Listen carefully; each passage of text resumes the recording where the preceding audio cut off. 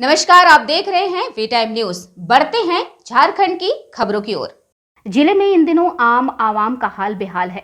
सूरज की चिलचिलाती गर्मी और लू के गर्म थपेड़ों के बीच लोगों का घर से निकलना दुभर हो गया है। सुबह 8 बजे के बाद दिन का तापमान गर्मी की सारी हदें पार कर जाता है।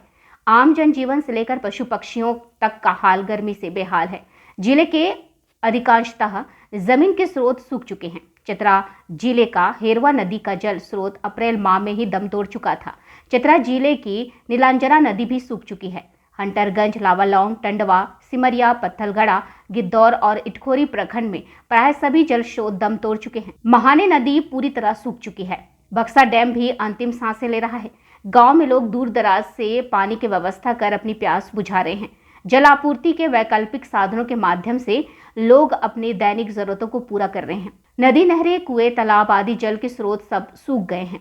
जल के स्रोतों के सूख जाने का प्रभाव आम लोगों से लेकर पशु पक्षियों तक प्रभावित कर रहा है।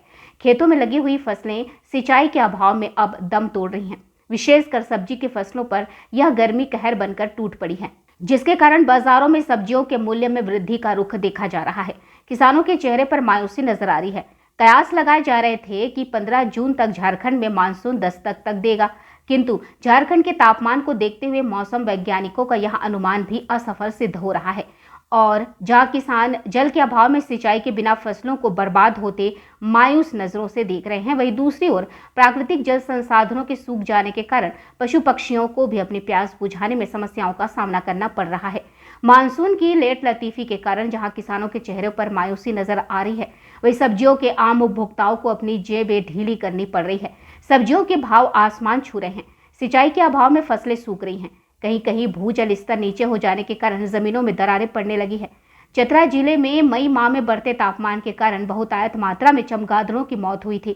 चिलचिलाती गर्मी के कारण लोगों का घर से बाहर निकलना मुश्किल हो गया है। जिले के कई भागों से गर्मी से राहत पाने के वैकल्पिक संसाधनों के असफल हो जाने की भी सूचनाएं आ रही हैं।